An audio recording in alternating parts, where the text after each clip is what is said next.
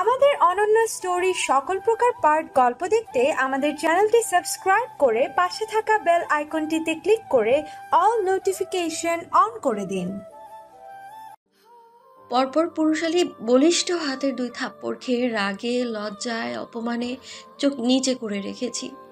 ইচ্ছাকৃত হোক বা অনিচ্ছায় আমার যেহেতু ভুল হয়েছে, তাই আর মাথা উঁচু করার মতো সাহসের কাজটা আমি করিনি। শুধু আর চোখে নিজের বন্ধু বান্ধবীদের চোখ দিয়ে ভর্ৎস করছি, কারণ তাদের কথা মানতে গিয়ে এই অপমানের শিকার হলাম আমি। এই মেয়ে, লজ্জা করে না? ভার্সিটিতে কি এইসব করতে আসো?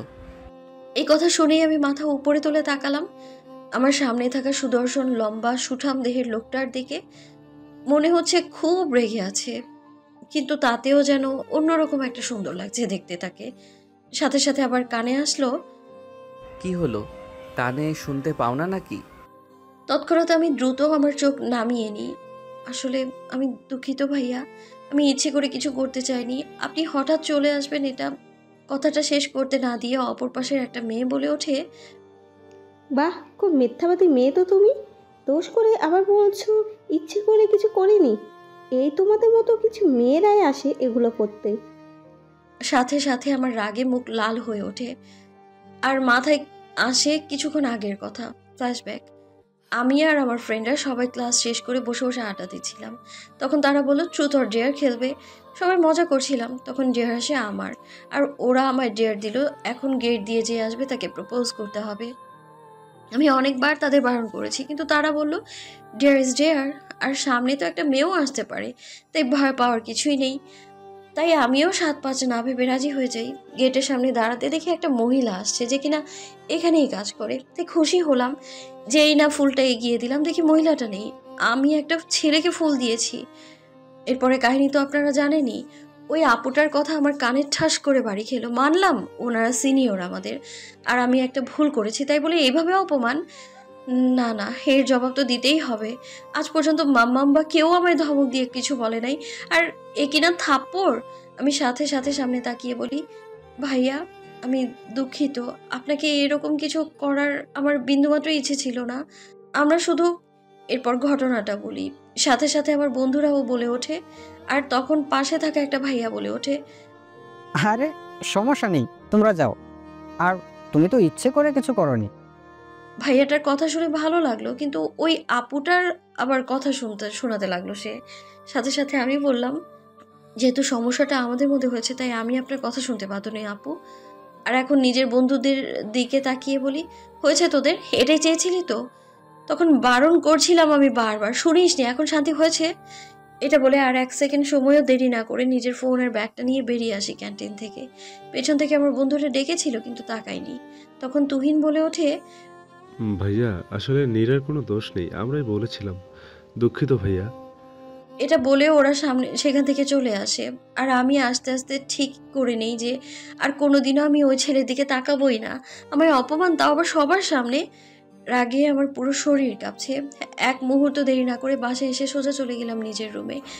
এখন একটা লম্বা গোসল নিতে হবে, তা না হলে রাগ কমবে না। যেই ভাবা সেই কাজ। আমি ওয়াশরুমে গিয়ে লম্বা একটা গোসল সেরে নিলাম। বেরিয়ে এসে দেখি মাম্মাম কল দিচ্ছে। মুখে একটা হাসি ফুটে উঠলো। কিছুক্ষণ কথা বলার পর রেখে দিলাম ফোনটা। অল্প সময়ের জন্য ভুলেই গেলাম আমার সাথে কি হয়েছে। এই আয়নার সামনে গেলাম, তখন আমার ডান গালে টান টান 4টা আঙুলের দাগ এখনো স্পষ্ট দেখতে পেলাম। সাথে সাথে আবার আগের কথাগুলো মনে পড়ে গেল। প্লিজ দরজা খোল, আমরা সত্যি এমন কিছু হবে আশা করিনি, প্লিজ খোল। দরজার বাইরে থেকে সবাই এক নাগাড়ে কথাগুলো বলে যাচ্ছে, কিন্তু আমার তো রাগ কমেনি, তাই আমি কিছু বলছিও না। ও দরজা খুলবে না। পেছন থেকে কথাটি রাহি বললে সবাই ওর দিকে তাকায়। তোরা তো জানিস ও কেমন। একবার যাতে খুলছে না তার মানেও খুলবে না। আর তোরা কেন আজ এমন করতে গেলি বলতো? আমি আর ফারহান থাকলে তোরা এটা কখনো করতে পারতি না। কেন যে ওই সময় নোটস আনতে গেলাম আমরা। কথাটি আফসোসের সুরে বলল রাহি। তোরা আজ কাজটি ঠিক করিসনি, ওকে থাপ্পড় দিচ্ছে আর তোরা দাঁড়িয়ে দাঁড়িয়ে দেখছিলি। অনেক রেগে ফারহান কথাটি বলল সবাইকে।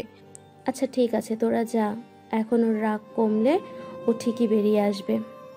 রাহি বলল, ছেলেরা চলে যায় কারণ তারা পাশের বাসায় থাকে, আর নীরা তার অন্য বান্ধবীদের সাথে এই বাসায় থাকে। নীরা আর রাহি আগের থেকে বেস্ট ফ্রেন্ড, আর ফারহান, তুহিন, শিলা, রামিম, অবনী, রোহান, ফাহিম এদের সাথে কলেজ থেকে পরিচয়। তখন থেকে সবাই বেস্ট ফ্রেন্ডস। সেদিন আর নীরা রুম থেকে বের হয়নি, সকালেও কারোর সাথে ভার্সিটি যায়নি। সবাইকে চলে যেতে বলেছে, তাই তারা চলে যায়। আরে সবাই আছে দেখছি, তা তোমাদের ওই বান্ধবীটা কোথায়? পেছন থেকে রায়হান ভাইয়া বলে ওঠে রাহিদের। রায়হান ভাইয়া মানে মেঘ ভাইয়া, যে কাল মেরেছিল আমায়, তার ফ্রেন্ড। তুহিন বলে, ভাইয়া ও তো এখনো আসেনি, আমাদের চলে যেতে বলেছে, তাই আমরা চলে এসেছি। ও, তারপর অবনী বলে ওঠে, আরে ওই তো নীরা আসছে। সবাই যায় ওর কাছে, কিন্তু ও কথা বলে না। ওর চোখ ফুলে লাল হয়ে গেছে, মনে হয় কাল ঘুমায়নি। কি রে, কথা বলবি না? সরি তো, আর কোনোদিন করব না, সবাই বলে ওঠে। তখন একসাথে সবাই রাহি আর ফারহান বাদে কান ধরে বলে, প্লিজ আর করব না, কথা বল। নীরার থাকতে না পেরে ওদের অসহায় ফেস দেখে ফিক করে হেসে দেয়। সবাই একসাথে ওকে ধরে হেসে দেয়। আরে মেঘবালিকা, কেমন আছো? অদ্ভুত নাম শুনে পেছনে তাকিয়ে দেখি কালকের ভাইয়াটা মানে রায়হান ভাইয়া। আমি হেসে উত্তর দিলাম, জি ভাইয়া, আলহামদুলিল্লাহ। তা বন্ধুদের সাথে রাগ করেছো বুঝি? একটু করেছিলাম, কিন্তু এখন আর রাগ করে নেই। ক্লাস শুরু হয়ে যাওয়ায় ভাইয়া পরে কথা হবে বলে চলে এলাম সেখান থেকে। সামনে পড়লো মেঘ ভাইয়া, কিন্তু আমি দেখেও না দেখার ভান করে চলে এলাম পাশ কেটে। আমাকে অপমান, আমিও দেখাবো এই নীরা কি জিনিস। ক্লাস শেষ, পুরো ক্লাস ডাকলা স্যার লেকচার দিয়েই গেল। শেষ ক্লাসটা করে সবাই গেলাম ক্যান্টিনের দিকে। মামা 9টা কফি দেন তো। সবার জন্য অর্ডার দিলাম, বসে বসে কফি খাচ্ছি আর গল্প করছি। এমন সময় ক্যান্টিনে আসলো মেঘ ভাইয়া আর তার ফ্রেন্ডরা। এক পলক তাকিয়ে আমি আর তাকানোর প্রয়োজন মনে করিনি। হাই মেঘবালিকা। আরে রায়হান ভাইয়া। ওদের মধ্যে কেবল রায়হান ভাইয়াই কাল আমার দিকে টেনেছিল, তাই আমি ওনার সাথে কথা বলি। উনি কথা বলে তার ফ্রেন্ডদের কাছে চলে যায়, আর আমরা আগের মতোই আড্ডা দিতে থাকি। 2-3 বার মেঘ ভাইয়া এদিকে তাকিয়েছিল, আমি না দেখেই বুঝে গিয়েছি, কিন্তু তাকাইনি আমি। এরপর সবাই বের হয়ে যাই। লাস্ট ক্লাস কেউ তেমন একটা করে না, সবাই বেলি ফুল গাছের নিচে বসেছিলাম। এখন শিলা বলে ওঠে, এই নীরা, নবীন বরণের দিন কি পড়বি? কেন প্রতিদিন যা পড়ি তাই। সবাই কেমন করে যেন তাকালো। হালকা হেসে জিজ্ঞেস করলাম, কিরে আমি কি কোনো ভুল করেছি? এভাবে তাকিয়ে আছিস কেন? আমি জানি আমি সুন্দরী, তাই বলে এভাবে তাকাস না, নজর লেগে যাবে তো আমার। বলেই দাঁত কেলিয়ে হাসলাম। গাথি, তোরে নজর কেন দিতে যাবো? আমরা নবীন বরণের দিন সবাই শাড়ি পরবো, তুইও পরবি। শিলা বলল, না ভাই, আমি শাড়িটা সামলাতে পারি না, আমি পরবো না। কিন্তু তারা যে আমায় জোর করে রাজি করালো। এরপর কিছুক্ষণ কথা বলে সবাই চলে এলাম। সবার বাড়ি যেহেতু দূরে, তাই সবাই বাসা ভাড়া নিয়েই থাকি। আমরাও সবাই ভাড়া বাসায় থাকি। ওহো মাম্মাম, তুমি চিন্তা করো না তো, আমি ঠিক আছি। আর হ্যাঁ, আমি কদিন পর আসবো তো বাসায় মাম্মাম। তুমি তাড়াতাড়ি আসবে নীরা, কতবার বললাম বাসায় থাকতে, তুমি থাকো না। সেই ভাড়া বাসায় আমাদের থেকে দূরে থাকো। তোমার মামনিরা, ভাইয়েরা তোমাকে কত মিস করে। ওকে মাম্মাম, আমি আসবো। আর কিছুক্ষণ কথা বলে ফোনটা রেখে দিই, আর নবীন বরণের দিন কি করব তা নিয়ে কথা বলতে বসে সবাই। পাপাই, পাপাই প্লিজ, পাপাই কোথায় তুমি? পাপাই, আমার ভয় করছে। পাপাই আসো, তুমি কোথায় যাচ্ছ? তুমি আমায় নিয়ে যাও পাপাই, পাপাই। এই কথা বলে নীরা ঘুমের মধ্যে চিৎকার দিয়ে ওঠে। তখন রাহি দৌড়ে এসে বলে, কি হয়েছে নীরা? কি বল আমায়, এমন করছিস কেন? খারাপ স্বপ্ন দেখেছিস? আমি বুঝি না রাহি, ওই স্বপ্নগুলো কেন আমার বারবার দেখি আমি। কেন মনে হয় পাপাই সেদিন এভাবে হারিয়ে গিয়েছিল? ওই লোকটাকেও দেখি, কিন্তু চিনতে পারি না ওই লোকটা কে। এভাবে কেন হাসে, আমি ভয় পাই। পাপাইয়ের কি হয়েছিল সেদিন, আমি আজও মনে করতে পারি না কেন। এটা বলে অঝরে কাঁদতে থাকে নীরা। ও প্রায় এই স্বপ্নগুলো দেখে আর চিৎকার করে ওঠে। তখন ওকে সামলানো যায় না, কিন্তু রাহি সবসময় ওকে সামলায়। রাহি ছায়ার মতো ওর পাশে থাকে। নীরা কিছু না বললেও রাহি সব বুঝে যায়। আচ্ছা আচ্ছা, আমি বুঝেছি, তুই শান্ত হ, দেখ কিছু হয়নি। তুই আজকের ওষুধ খাসনি তাই তো? রাহি, তুই জানিস আমি ওষুধ খেতে পছন্দ করি না, আর ওই ওষুধগুলো খেতে ভালো লাগে না আমার। ওই ওষুধগুলো খেলে আমার কেমন যেন একটা লাগে। কেমন লাগলেও ঔষধ তো খেতে হবে। নে নে, খেয়ে নে।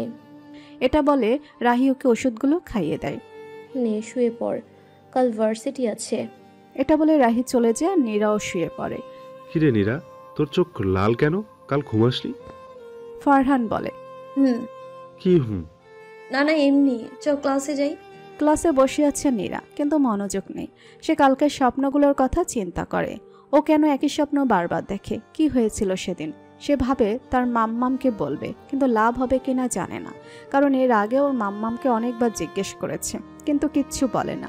ওর মাম্মাম কথাগুলো এড়িয়ে যায়। কিরে নীরা, আসার পর থেকে দেখছি তুই চুপচাপ। কি হয়েছে আজ তো বলবি না? না রে ফারহান, তেমন কিছুই না, এমনি মাম্মামের কথা মনে পড়ছে। আজ মাম্মামকে দেখতে যাব। ও তাই বলো, আমি ভাবলাম কি না কি। ক্লাস শেষ, সবাই মিলে যাচ্ছে ক্যান্টিনের দিকে। হুট করে একটা লোকের সাথে ধাক্কা খেয়ে নিচে পড়ে যায় নীরা। লোকটি মধ্যবয়সের। উনি নীরার দিকে তাকিয়ে ওকে উঠানোর জন্য হাত বাড়িয়ে বলে, সরি মামুনি, আমি খেয়াল করিনি। তুমি কি ব্যথা পেয়েছো? নীরা হালকা হেসে লোকটির দিকে না তাকিয়ে বলে, না না আঙ্কেল, আমি। পুরোটা বলতে পারেনি। তার আগে ওনার দিকে তাকিয়ে সে থেমে যায়। হঠাৎ একটা অজানা ভয় পায় সে, কিন্তু কেন ভয় পাচ্ছে সে জানে না। তার হঠাৎ মাথা ঘুরতে থাকে, তার আশপাশ কালো কালো লাগছে। হঠাৎ রাহি ওকে তুলে ধরে আর লোকটিকে বলে, না না আঙ্কেল, আপনি জানো ঠিক আছে। এরপর লোকটা চলে যায়। কিন্তু নীরার অবস্থা দেখে ওকে রাহি কথা না ঘাটিয়ে অন্য সব কথা বলে ঠান্ডা করার চেষ্টা করে। রাহি কম বেশি নীরার ব্যাপারে জানে, কিন্তু লোকটিকে বা নীরা কেন এমন করছে ও জানে না। তাই সে আর কিছু বলল না, কারণ সে জানে এই মুহূর্তে ওকে শান্ত না করলে অজ্ঞান হয়ে যাবে। কারণ নীরা কিছুতে ভয় বেশি পেলে বা মাত্রাতিরিক্ত রেগে গেলে সে অজ্ঞান হয়ে যায়। কি হয়েছে মেঘবালিকা, তুমি এত ঘামছো কেন? শরীর খারাপ করছে? না, ওই একটু। আচ্ছা আমি আসি, আজ মামামাইয়ের কাছে যাব। এটা বলে রায়হান ভাইয়ের সাথে টুকটাক কথা বলে বাকিদের বিদায় জানিয়ে নীরা চলে যায়। মেয়েটা এত ভয় পেয়েছিল কেন লোকটাকে দেখে? তাহলে কি মেয়েটার কোনো কিছু হয়েছে? কেমন যেন একটা এলোমেলো লাগছিল। কথাগুলো মেঘ দূরে দাঁড়িয়ে চিন্তা করছিল। এমন সময় রায়হান ওর কাঁধে হাত রেখে বলে, কিরে এখানে দাঁড়িয়ে কেন? চল, যাবি না? চল। ম্যাক, তুই সেদিন ওকে এভাবে মারলি কেন? তুই দেখিসনি কিভাবে আমায় সবার সামনে ফুল দেয় মেয়েটি? তুই তো জানিস আমি এগুলো পছন্দ করি না। কিন্তু তুই সেদিন ঠিক করিসনি। ও তো মজা করে করেছিল।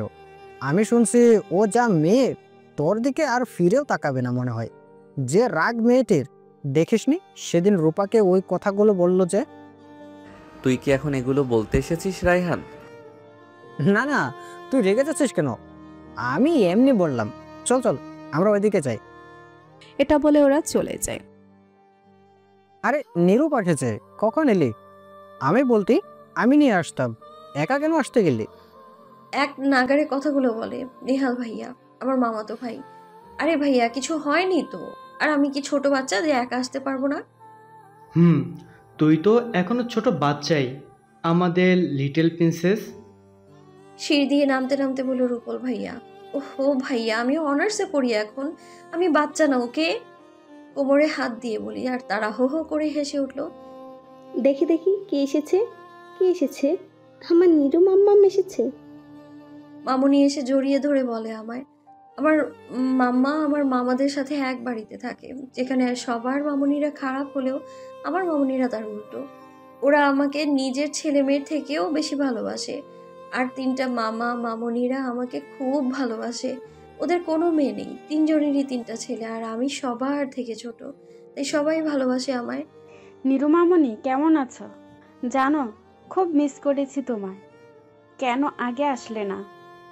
হালকা মন খারাপ করে বলে মেজো মামুনি। আমি গলা জড়িয়ে ধরে বলি, মামুনি সরি, আমার ক্লাস ছিল তাই আসতে পারিনি। মামুনি আমায় জড়িয়ে নেয়। আরে নীরা, উপর থেকে বলে পাভেল ভাইয়া, আমার মেজো মামার ছেলে। কেমন আছিস? ভাইয়া ভালো, তুমি? ভালো ছিলাম, এখন আরো ভালো হয়ে গেছি। ভাইয়া মামাম কোথায়, দেখছি না যে? ফুপি মনে হয় রুমে আছে। আচ্ছা আমি মামামের সাথে দেখা করে আসি। এই বলে নীরা যায় তার মাম্মামের রুমের দিকে। মাম্মাম, আরে নীরা, তুমি কখন এলে মাম্মাম আমার? এই তো একটু আগে মাম্মাম। কেমন আছো তুমি? এই তো মাম্মাম ভালো, তুমি কেমন আছো? ভালো। ও কি হয়েছে মাম্মাম, তুমি এত চুপচাপ কেন? না, অনেক দূর থেকে এলাম, তাই টায়ার্ড লাগছে। আচ্ছা, তুমি রেস্ট নাও, আমি খাবার পাঠিয়ে দিচ্ছি তোমার রুমে। ঠিক আছে। সন্ধ্যায় আসবো নিরু পাখি? আরে রূপল ভাই, আসো আসো, অনুমতি কেন নিচ্ছ? আসো না ভেতরে। চল, নিচে সবাই হলরুমে মজা করছে, তুই একা বসে আছিস কেন? তারপর ভাইয়ার সাথে নিচে চলে আসি। হলরুমে মামুনিরা আর রূপল ভাইয়া, নেহাল ভাইয়া আছে, শুধু পাভেল ভাইয়া নেই। সবাই আছে, পাভেল ভাইয়া নেই কেন মামুনি? ও মনে হয় ওর রুমে আছে, যাও না মামুনি, ওকে ডেকে নিয়ে আসো। ছোট মামুনি বলল আমায়, তাই আমি এক দৌড়ে গিয়ে ভাইয়ার রুমের সামনে দাঁড়িয়ে বলি, ভাইয়া আসবো? আরে নীরা, আয় আয় ভেতরে আয়। ভাইয়া চলো তো, নিচে সবাই আড্ডা দিচ্ছে, তুমি এখানে কেন? চলো। তুই যা, আমি পরে যাব। না না, চলো এখন। এটা বলে নীরা পাভেলের হাত ধরে নিয়ে আসে নিচে। পাভেল ওর পেছন পেছন আসে। সবাই আড্ডা দিচ্ছিলাম, একটু পর এদিকে তাকিয়ে দেখি পাভেল ভাইয়া এক দৃষ্টিতে তাকিয়ে আছে আমার দিকে। আমি তাকানোতে সে চোখ ফিরিয়ে নেয়। এভাবেই কেটে যায় অনেকটা সময়। তারপর সবাই খাওয়া দাওয়া শেষ করে নেয়। মাম্মা আসবো? আসো। কি হয়েছে তোমার নীরা, চুপ করে আছো যে? মাম্মা একটা কথা বলবে? বলো। আচ্ছা মাম্মাম, পাপাইয়ের কি হয়েছিল? আর জানো, আমি না আবারও সেই একই স্বপ্ন দেখেছি। অনেকবার দেখেছি। এমন কেন হয় মাম্মাম? তোমার বলে তুমি কোনো কথা বলো না কেন? প্লিজ বলো না আমার কি হয়েছে। তুমি ঘুমিয়ে পড়ো নীরা, আমার কাজ আছে, তোমার মামুনি ডাকছে আমার। এটা বলে নীরার মা চলে যায়। নীরা জানে ওর মা এই উত্তরটা এড়িয়ে যাবে, তাই সে আর বেশি কিছু বলে না। সে শুয়ে পড়ে, কিছুক্ষণ পরে ঘুমিয়ে যায়। আমায় ক্ষমা করে দিস মা, তোকে যে আমি কিছুতেই সেই কালো রাতের কথা মনে করতে দেব না মা। খুব কষ্ট করে সেদিন আমি তোকে বাঁচিয়ে নিয়ে এসেছি মা। তোর কিছু হলে যে আমি বাঁচবো না, তোকে আমি কিছুতেই হারাতে পারবো না। এটা বলে নীরার মা কাঁদতে কাঁদতে চলে যায়। পরদিন। আরে রাহি, চিন্তা করিস না, আমি আসবো সময় মতো, তোরা যা, আমি বাড়ি থেকে সময় মতো চলে যাব। ওকে ঠিক আছে, শাড়ি পরে আসবি কিন্তু, আমরা গেটে অপেক্ষা করব, তুই চলে আসবি। ঠিক আছে আমার মা, আমি সময় মতো চলে আসবো, তো তোরা রেডি হ। ঠিক আছে। এটা বলে রাহি রেখে দেয়। মামা তাড়াতাড়ি এই শাড়িটা পরিয়ে দাও, দেরি হয়ে যাচ্ছে, ওরা ওয়েট করবে। বাহ, মাশাআল্লাহ, আমার মেয়েটাকে অনেক সুন্দর লাগছে, পুরো প্রিন্সেস। বড় মামনি বলে, শাড়ি পরা শেষ। বাহ, বেশ ভালোই তো দেখাচ্ছে। এবার একটু হালকা সাজি। সাজ বলতে আমি হালকাই সাজলাম, মুখে ক্রিম দিয়ে, এরপর একটু কাজল, আইলাইনার দিয়ে, ঠোঁটে লিপস্টিক দিয়ে দিই, কানে বড় ঝুমকো আর হাতে ম্যাচিং চুড়ি। বাহ, সুন্দরই লাগছে। মামা মেশে কানে নিচে কাজল দিয়ে বলে, যাতে কারোর নজর না লাগে। রুম থেকে বের হতে দেখা হয় নিহাল ভাইয়ার সাথে। বাহ, খুব সুন্দর লাগছে নীরা পাখি তোকে, চল তোকে নামিয়ে দিয়ে আসি। ধন্যবাদ ভাইয়া, চলো। নিচে বসেছিল পাভেল ভাইয়া, সে খুব মুগ্ধভাবে তাকিয়েছিল। খুব সুন্দর লাগছে নীরা পাখি তোকে, চল নিহাল, আমিও যাবো তোদের সাথে। এ বলে পাভেল ভাইয়াও চলে গেল। আমি সবার থেকে বিদায় নিয়ে গাড়িতে গিয়ে বসলাম। লুকিং গ্লাসে যে কেউ একজন তাকে দেখে চোখ শান্ত করার চেষ্টা করছে। সে কি সেটা জানে? হয়তো জানে না। তা না হলে এত সুন্দর করে সেজে কারো অন্তরে আগুন লাগিয়ে সে এত নিশ্চিন্তে বসে থাকতে পারত না। এভাবে একসময় তারা ভার্সিটিতে পৌঁছে যায়। ওকে নামিয়ে দিয়ে নিহাল আর পাভেল চলে যায়। নীরা, ওয়াও, এত সুন্দর লাগছে তোকে, আজ তো সবাই তোর দিকেই তাকিয়ে থাকবে। গেটের সামনে দাঁড়িয়ে অবনী বলে, হ্যাঁ হ্যাঁ, পাম মারা শেষ হলে চল ভেতরে ঢুকি, নাকি বাইরেই দাঁড়িয়ে থাকবি? আরে ধুর, তোকে সত্যিই সুন্দর লাগছে তাই বললাম। চল এখন। বাকিরা কোথায়? ওরা আছে ভেতরে, চল। তারপর তারা ভেতরে চলে যায়। ভেতরে গিয়ে, আরে ব্যাস, এটা কি? আমরা কি ভুল করে কোনো বিয়ে বাড়িতে ঢুকে পড়লাম নাকি? আমারও তো তাই মনে হচ্ছে নীরা, এটা ভার্সিটি নাকি বিয়ে বাড়ি? আর এটা বিয়ে বাড়ি কেউ ছাড়িয়ে গেছে। আমরা ভার্সিটিতে এসে তো অবাক, কি সুন্দর করে পুরো ভার্সিটি সাজানো হয়েছে, বিশেষ করে সবাইকে অনেক সুন্দর লাগছে। আরে আপু, কে আপনি? এখানে কেন? আর আমাদের নীরা কোথায়? রোহান বলে। আমি কোমরে হাত দিয়ে বলি, আজকেও তোর আমার সাথে ঝগড়া না করলে হবে না, তাই না রোহানের বাচ্চা? আরে তুই নীরা, আসলে সে যে ভূত হয়ে গেছিস তো তাই চিনতে পারিনি, বাট তোকে জোশ লাগতেছে। ও আমি বেশি সাজি নাই, আমি এমনিতেই সুন্দর, একটু ভাব নিয়ে বললাম। চল এখন বাকিদের কাছে।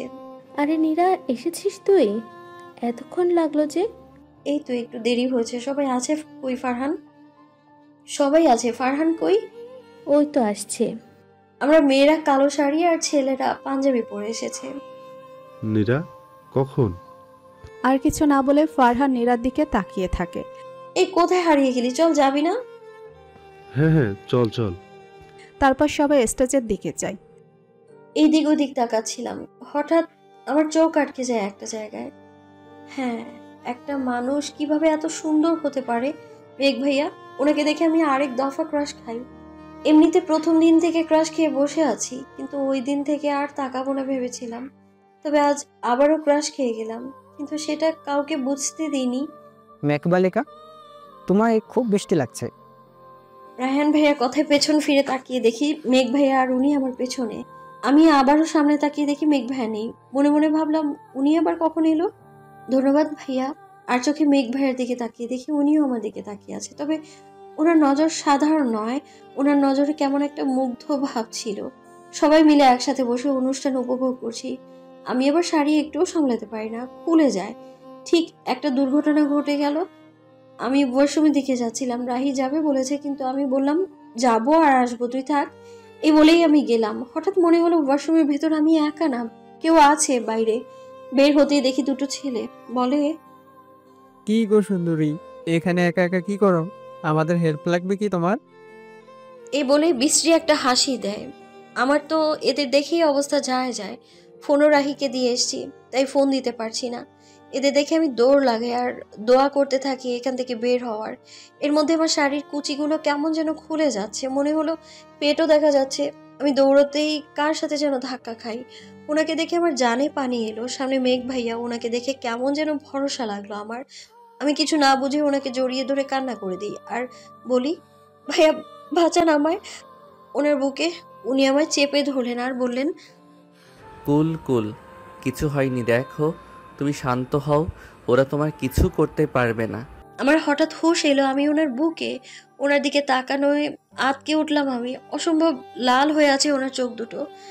তাড়াতাড়ি করে সরে আসতে যেতেই উনি ছেলেগুলোর দিকে এগিয়ে যায় আর ওদের মারতে থাকে। আমি তো ওনার এই রূপ দেখে ভয়ে অজ্ঞান। একটু পর হুঁশ আসতে দেখি মেঘ ভাইয়া বলছে, এই নীরা, উঠো উঠো, এত ভীত কেন তুমি? দেখো কেউ নেই, উঠো। এরপর উঠে পড়লাম। উনি বললেন, তুমি এখানে একা আসতে গেলে কেন? আসলে আমার শাড়ির কুচি খুলে গিয়েছিল তাই। আচ্ছা ঠিক আছে, করো তাড়াতাড়ি, আমি বাইরে আছি। এটা বলেই উনি বাইরে চলে যান, কিন্তু আমি তো কি করব বুঝতে পারছি না। দরজার কাছে গিয়ে বললাম, ভাইয়া আমি তো পারছি না, আপনি একটু কষ্ট করে রাহিকে ডেকে দিবেন। উনি কিছু একটা ভেবে ভেতরে ঢুকলেন। আমি তো অবাক। উনি হাঁটু গেড়ে বসে আমার কুচিগুলো ধরে সুন্দর করে গুজে দিলেন। আমি তো ওনার স্পর্শে কেঁপে উঠলাম। এরপর বাইরে গিয়ে রাহিদের সাথে বসলাম। কি রে, এতক্ষণ কই ছিলি? না, ওই একটু দেরি হয়েছে। চল, ফাংশন তো প্রায় শেষের দিকে, অনেকেই চলে গেছে, আমরাও চলে যাই। এরপর সবাই বাড়ি চলে আসি। আজ যদি আমার আসতে আর কয়েক মিনিট লেট হতো তাহলে আজ কি না কি হয়ে যেত ওর সাথে। এটা মনে করে মেঘ ভাইয়া আর রেগে ওঠেন। কিরে মেঘ, কই ছিলি তুই? তোকে খুঁজলাম কিন্তু পেলাম না। রায়হান ভাইয়া বলে, একটু ওইদিকে ছিলাম। আচ্ছা চলো বাসায় যাব, মাথা ব্যথা করছে। এ বলে তারাও বাসায় চলে যায়। এদিকে, কি হয়েছে রে নীরা? সেই আসার পর থেকে দেখছি তুই কেমন যেন চুপচাপ বসে আছিস, কি হয়েছে? রাহি জিজ্ঞেস করলো নীরাকে। না না, কিছু হয়নি, এমনি মাথা ব্যথা করছে তাই। কেন, কি হয়েছে? আজ ওষুধ খাসনি? মাথা কেন ব্যথা করছে? চল ডাক্তারের কাছে। আরে না না, তেমন কিছুই না, রেস্ট নিলেই ঠিক হয়ে যাবে। তুই শিওর? হুম। ওকে, তাহলে রেস্ট নে, পরে কথা হবে। বলে রাহি চলে যায়। নীরা ভাবতে থাকে আজকের ঘটনা নিয়ে। আরে ইস, কি করলাম! মেঘ ভাইকে তো একটা ধন্যবাদ দেওয়া উচিত ছিল, কিন্তু আমি তো ভুলেই গেছি। আচ্ছা, কাল দিয়ে দিব। এদিকে আজ যদি আমি ওই সময় ওদের পিছনে না যেতাম তাহলে কি হয়ে যেত? নীরার দিকে অনেকবার মেঘ তাকিয়েছিল। চোখে চশমা থাকায় কেউ তেমন খেয়াল করেনি। নীরা যখন ওয়াশরুমের দিকে যাচ্ছিল তখন তার পেছনে ছেলেগুলোকে যেতে দেখে ও ওদের পেছনে যায়। তারপর তো ওইগুলো দেখেও নিজেকে কন্ট্রোল করতে না পেরে ওই ছেলেগুলোকে মারে। নীরা অজ্ঞান হয়ে যাওয়ার পরও মারে। তারপরও সাড়া না পেয়ে পেছনে তাকিয়ে দেখে ও অজ্ঞান হয়ে আছে। সকালে নীরা ভার্সিটি গিয়ে মেঘকে খুঁজতে থাকে, একসময় পেয়েও যায়। সে যেই না গিয়ে মেঘকে ধন্যবাদ দিবে ঠিক ওই সময় ওকে রূপা দেখে বলে, কি নির্লজ্জ মেয়ে তুমি, ওই দিন থাপ্পড় খেয়েও আবার এসেছো আজ। সাথে সাথে আমার রাগ উঠে যায়। কিছু বলার আগে রাহি এসে বলে, কিরে নীরা, চল ক্লাসে। যাবো, দাঁড়া। এটা বলে আপুটার দিকে তাকিয়ে বলি, প্রথম কথা আপু, আমি তোমার সাথে কথা বলছি না, আর তুমি সিনিয়র বলে যায় নয় তাই বলবে, এটা সবাই মেনে নিলেও আমি মেনে নিব না, মাইন্ড ইট। আর আমি তোমার সাথে না, মেঘ ভাইয়ের সাথে কথা বলতে এসেছিলাম। এই মেয়ে, আমি তোমার সিনিয়র, আর সিনিয়রদের সাথে কিভাবে কথা বলতে হয় সেটা জানো না তুমি? সব জানি আপু, আর এটাও জানি কোন মানুষকে কোন ভাষায় তাদের উত্তর দিতে হয় তাদের কথার। দেখলি মেয়ে, এই মেয়েটা বললাম না অনেক বেয়াদব। দেখলি কিভাবে মুখে মুখে তর্ক করে। আমি কিছু বলতে যাব তার আগে মেঘ ভাই একটা ধমক দিয়ে বলে ওঠে, এই, ও তোমার সিনিয়র না? সিনিয়রদের সাথে এভাবে কেন কথা বলছো? কিছু বলতে গিয়েও বলতে পারলাম না, কেমন যেন খুব কান্না পেলো। রাহি হয়তো কিছু বুঝতে পারলো, তাই সে আমায় টেনে নিয়ে যায় সেখান থেকে আর বলে, নীরা থাক না, আর কিছু বলিস না, ওনারা সিনিয়র, হয়তো আমাদের বিরুদ্ধে যে কোনো স্টেপ নিতে পারে। আমি ওর কথার উত্তর না দিয়ে ক্লাসে চলে যাই। খুব কষ্ট পেলাম মেঘ ভাইয়ার কথায়, লোকটা খারাপ, খুব খারাপ। কেটে গেল 2টা দিন। এই 2 দিনে আমি একবারের জন্যও মেঘ ভাইয়ের দিকে তাকাইনি। কেন তাকাবো? সেদিন ধন্যবাদ দিতে গিয়েছিলাম আর উনি আমায় কথা শুনিয়ে দিল। নীরা চল, আজ সবাই মিলে ফুচকা খাই। অবনীর থেকে কথাটা শোনা মাত্রই আমি খুশিতে লাফিয়ে উঠলাম আর সবাই মিলে গেলাম ফুচকার দোকানে। গিয়ে ফুচকা খেয়ে বাসার উদ্দেশ্যে রওনা হলাম। সন্ধ্যায়, হ্যাঁ রে, আজই তোকে নষ্ট হতে হলো, এখন গিয়ে আবার তোকে ঠিক করিয়ে আনতে হবে। কয়েকদিন না ব্যবহার করায় ল্যাপটপটা হঠাৎ কাজ করছে না, আর এখন ঠিক করতে হবে আবার এটা। তাই সে রাহিকে বলে কম্পিউটার দোকানে যায়। সেখানে গিয়ে দেখে মেঘ তার ফোন দিচ্ছে দোকানদারকে, মনে হয় সমস্যা করছে। তাই সে এদিকে তাকিয়ে নীরা দেখে, আর নীরা সেদিকে না তাকিয়ে দোকানদারকে বলে, ভাই আমার ল্যাপটপটা কাজ করছে না, এটা একটু দেখবেন। হ্যাঁ আপু, আপনি রাখেন, আমি একটু পরে দেখব। নীরা রেখে সেখানে অপেক্ষা করতে থাকে, কিন্তু মেঘের দিকে তাকায়ও না। এদিকে মেঘ বারবার দেখছে নীরাকে, কিন্তু নীরা তাকাচ্ছে না। সে তার ফোনের দিকে তাকিয়ে আছে। মেঘ বুঝতে পারে সেদিনের কথার জন্য নীরা হয়তো কষ্ট পেয়েছে, তাই ও এইরকম করছে। অনেকক্ষণ পর দোকানদার নীরার ল্যাপটপটা দেখে এবং ঠিক করে দেয়, আর নীরা টাকা দিয়ে অন্য কোনো দিকে না তাকিয়ে সামনের দিকে হাঁটা ধরে। আর মেঘ মনে মনে বলে, ধানি লঙ্কা পুরো। তুমি নীরা? হ্যাঁ আমি নীরা। কেন? তোমাকে গাছতলায় সিনিয়র কয়টা আপু ডাকছে। কেন জানি না, তবে বললো তোমায় তাড়াতাড়ি যেতে, ওনারা গাছতলায় বসে আছে। আচ্ছা ঠিক আছে, আমি যাচ্ছি। এই বলে আমি রাহিকে নিয়ে যাই গাছতলার উদ্দেশ্যে, আর বাকিদের অপেক্ষা করতে বলি। এই মেয়ে, এদিকে এসো। এদিক ওদিক খুঁজছিলাম, তারপর দেখি মেঘ ভাইয়ের বান্ধবী রূপা আমায় ডাকছে। হ্যাঁ আপু বলুন। বাহ, দেখে তো মনে হয় ভাজা মাছ উল্টে খেতে পারো না, কিন্তু তুমি যে একটা বাজে মেয়ে তা তোমার সাথে কথা না বললে বুঝতে পারতাম না। কি বলবেন তাড়াতাড়ি বলুন আপু, আপনার থেকে বাজে কথা শুনতে আসিনি আমি। এমন একটা হাব ভাব তোমার, নিজেকে কি মনে করো তুমি? তোমাদের মতো মেয়েরা আর কি বা পারে? থাকো তো অন্যের ঘাড়ে, তাও আবার এত অহংকার, পারেও তোমরা বটে। এই বলে ওরা হাসতে থাকে, তবে সেখানে মেঘ ভাই আর রায়হান ভাই কেউ ছিল না। কি বলছেনটা কি আপনি? মুখ সামলে কথা বলুন আপু। এখনো কিছু বলছি না বলে আপনি যা নয় তাই বলে যাবেন, এটা কিন্তু মেনে নিব না আমি। আরে আমি বাজে বলছি না, তোমার তো বাবা নেই, তার মধ্যে এত অহংকার কেন? নিজের তো বাবা নেই, অন্যের টাকা দিয়ে চলো, তার মধ্যে কথার এত ছিরি, লজ্জা করে না? তারপর রাহি বলে, যা জানেন না তা নিয়ে কথা বলতে আসবেন না। আপনি কিছু জানেন না আপু, এখনো যদি আপনাকে কিছু করে তার জন্য কেউ দায়ী থাকবে না, বলে দিলাম। এই মেয়ে, তুমি চুপ করো, আসছে বান্ধবীর চামচা। এটা বলে আবার হাসতে থাকে তারা। নীরা সহ্য করতে না পেরে তার সর্বোচ্চ শক্তি দিয়ে পাশের গাছটায় অনবরত হাত দিয়ে আঘাত করতে থাকে। রাহি জানে নীরা কিছু না কিছু তো করবে, কিন্তু এভাবে আঘাতেও নিজেও ভয় পেয়ে যায়। এদিকে নীরার হাত দিয়ে অনবরত রক্ত পড়ছে। রাহি সবটুকু দিয়ে চেষ্টা করছে, তবুও নীরাকে থামাতে পারছে না।